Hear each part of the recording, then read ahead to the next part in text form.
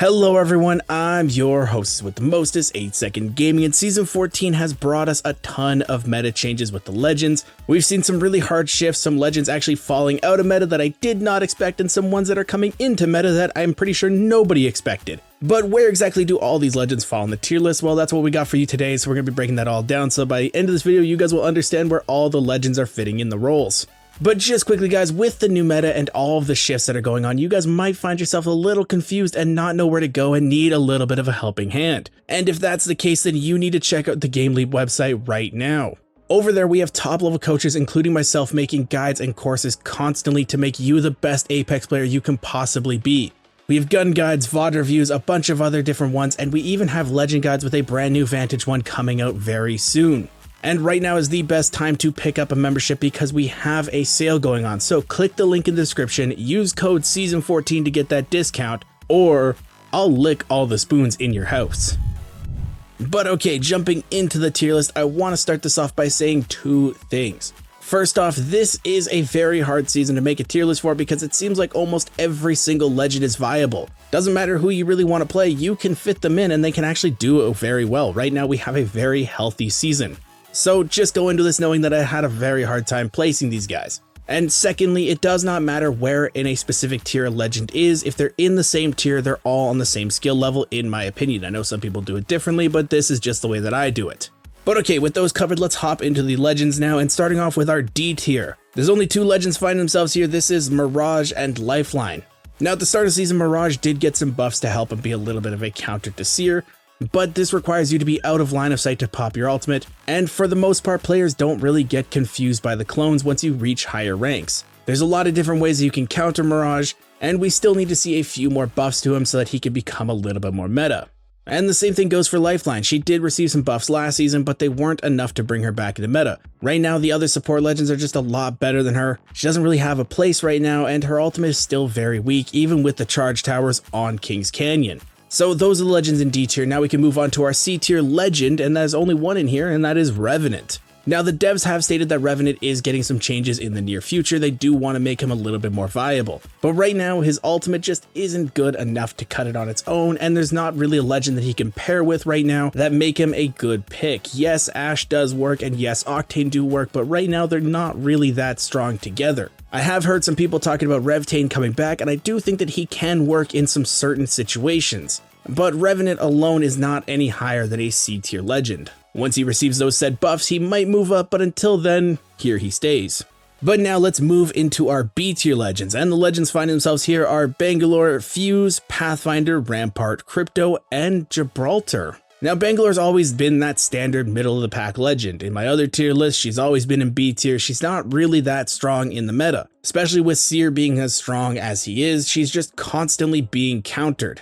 There's scan characters, there's digi threats, and there's just a bunch of other ways that you can counter her. Is she good in some niche situations? Absolutely. And you can even look at people like Shiv FPS to show you how strong Bangalore players can be. But the thing that people mix up a lot is that Shiv isn't strong because Bangalore's strong because Shiv is a good player. A lot of the skill comes from him as a player and not the legend that he plays. If you watch him play other legends, he's just as good. So Bangalore is in B tier. Now next up for Fuse, he is a lot better than he has been in previous seasons, especially when he first came out. His knuckle clusters are good, his mother load's good, but again there are a lot of counters to him. Most of the people are playing movement legends, so they have some way to get out of his mother load, and also his knuckle clusters, unless you stick someone, you just have to move a few feet away and you're perfectly fine. Now he can be super annoying, so that's why he's in B tier and not any lower. But for the most part he's not any stronger than B tier, so here he stays. Now next up we have Pathfinder, and I absolutely love Pathfinder. I think he's a fantastic character, and if you look at certain people like Scorl or Caution, you can see just how good he can be. But those players have an absolute mastery of Pathfinder, and for the most part this is more of a casual tier list, so a lot of the players that are watching this aren't going to go through the lengths that they have and spend the hours in the firing range that it takes to learn all those tips and tricks. Pathfinder really needs a hitbox change and just a lower cooldown on his grapple, and he will become such a strong, viable legend. But because the grapple cooldown is so long and the zipline also takes a long time if you don't get the beacon scans off, I really can't justify putting him any higher than B tier. Now a legend that also has moved up is going to be Rampart. Now, with the buffs that Rampart got in Season 13, she is a lot stronger, and she's actually a viable pick for a defensive legend now. She does her job a lot better, and even in some certain situations in open fields, you can actually use her. But she still has the same issue that she always has had in the meta. She doesn't really quite fit a role in a team. She's not really a support, and she's not really a secondary fragger. So you do leave a lot of holes in the team comp when you play her. And with those holes, a lot of people can actually exploit them, get some weaknesses on you, and then that's where Rampart falls off. And also, her walls are countered by one well-placed grenade. Rampart still has a lot of counterplay to her, though she is good if you can actually get the walls set up and just snipe at somebody. For right now, I still don't think she's anything higher than B tier. But now moving on, we have Crypto, and this is one of the hardest ones for me to put on a tier list, because Crypto's actually one of the strongest characters in the game. But the reason that I have him in B tier is because in order to be that strong of a character, he has to be played perfectly. It requires a ton of game sense and a ton of knowledge. And most of the player base, myself included, do not understand how to get that full maximum usefulness out of him. It really requires the top level player to do that. So because of that requirement, I cannot put him in S tier because for the most part, a lot of people won't understand how to do that. So just know that Crypto is in B tier, but he's one of the characters that I would even put into a secretly broken tier or S tier if you understand how to play him. But now probably the most shocking spot for me to put a legend on this tier list is going to be Gibraltar. Now, Gibby has been one of the strongest characters since Season 3. He's been in every single meta and to the point where ALGS is almost a must-have pick for Gibraltar. But this season we saw some buffs to Newcastle and even some buffs to Mad Maggie that completely counter Gibby. Her Wrecking Ball just destroys his dome. And with that, she also received a bunch of other buffs, so she is going to be running around a lot. And because there's going to be so many Mad Maggies, Gibraltar will just be completely countered and you will not be able to use him. We are finally seeing the end of the Gibraltar meta. Now, he will still be good on certain team comps, that's why I have him in B and not any lower, and if you can actually get a good bubble fight in, he's still really strong, but I don't think he's going to be the king of the castle like he used to be. He's really going to be a middle-of-the-pack legend now. But now we can dive into our A tier legends, and there's a lot of A tier legends this season because, again, it's a very healthy meta. The legends finding themselves here are Bloodhound, Ashe, Caustic, Horizon, Watson, Valkyrie, Octane, Loba, and Wraith. First off, Bloodhound. Now, a lot of people think that Bloodhound isn't as useful anymore because of how strong Seer is, but actually Bloodhound still has a very good spot in the meta. They're a lot more user-friendly than Seer. Seer has a higher skill ceiling with his cancellation ability because you have to use it at the right time, but Bloodhound you just throw the scan out and forget about it, and with their ultimate they are the second fastest running character in the game. So you can actually be super offensive with them, and right now with the rank changes, the meta is basically just W-king people, so Bloodhound is another very strong pick. Now next up we have Ashe. Ashe is still a very strong character that a lot of people technically I think would be counting as sleeping on. I don't really think it counts as sleeping on Ashe because other people understand how strong she is, but they just opt to play other strong characters as well. But Ashe's passive, you can see where teams are fighting, you can plan out rotations, and her tactical allows you to single out targets that are split from their team, and her ultimate is just a really good multi-use tool. A good Ashe can lock down targets and dominate fights extremely easily, so that's why I have her in A tier. Now next up we have Caustic. Now Caustic is usually an S tier legend, but I think with the meta shifts we're not going to see as many Caustics and he's not going to be as useful. Right now, like I said, the ranked meta is just W-king people. You want to get the kills, there's no diminishing returns, you want to get as many fights in as you possibly can. And yes, Caustic does stall those fights out for third parties, but on Kings Canyon that might not be the best option for you. Because eventually you're going to run out of barrels, your ultimate's going to run out, and you're just going to be overrun by people. So I don't think Caustic's the S tier legend that he was, but he is still strong, he is still viable. If you're able to fend off those third parties, he still will be a good pick.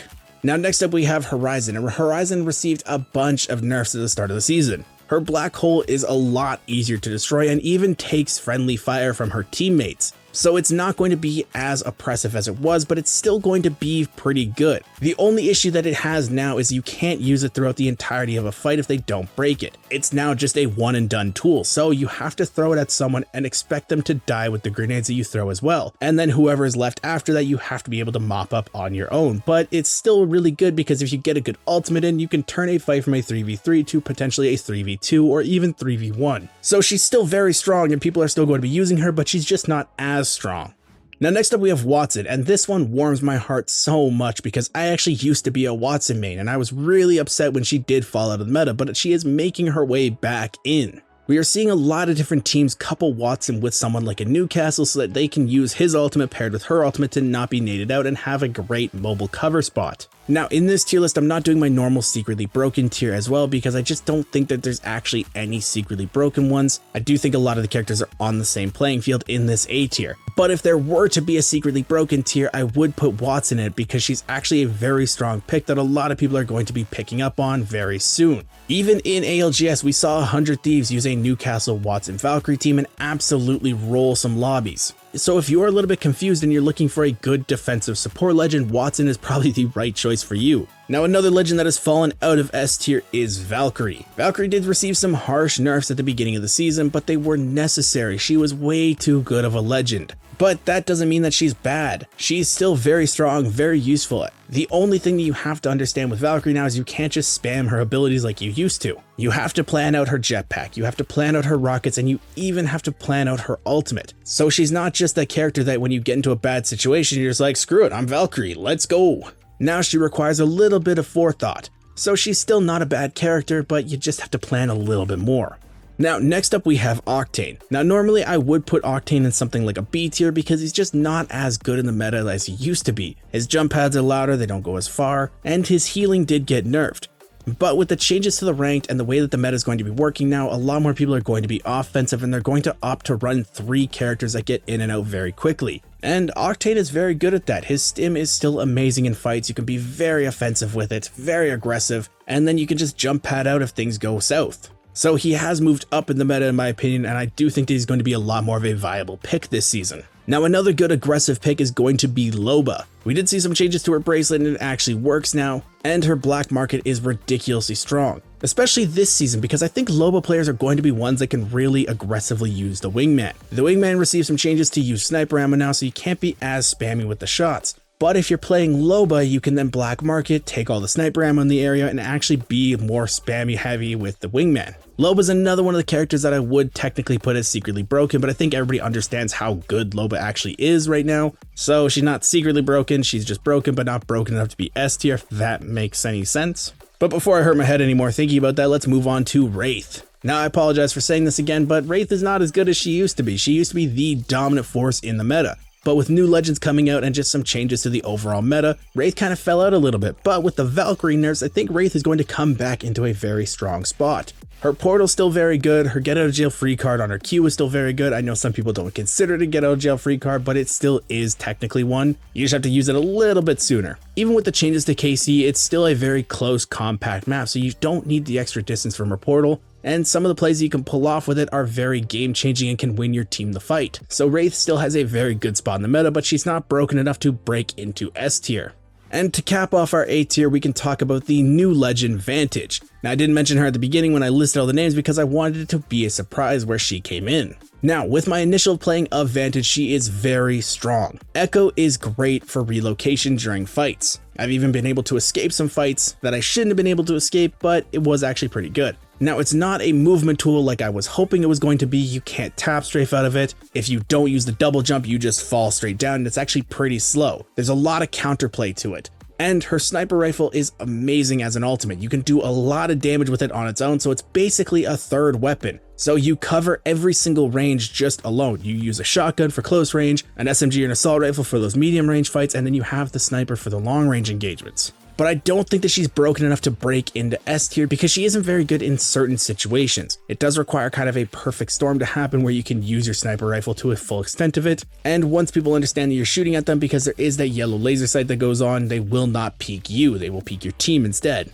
Very strong legend if you have the playstyle for her, but I don't think she's S tier because it does require that specific playstyle. But now we can talk about the S tier legends, the broken ones, the ones that you want to be picking up this season. There are 3 of them. We've got Newcastle, Seer, and Mad Maggie. Now, Newcastle is the one that's taking Gibraltar's spot for the most broken support legend.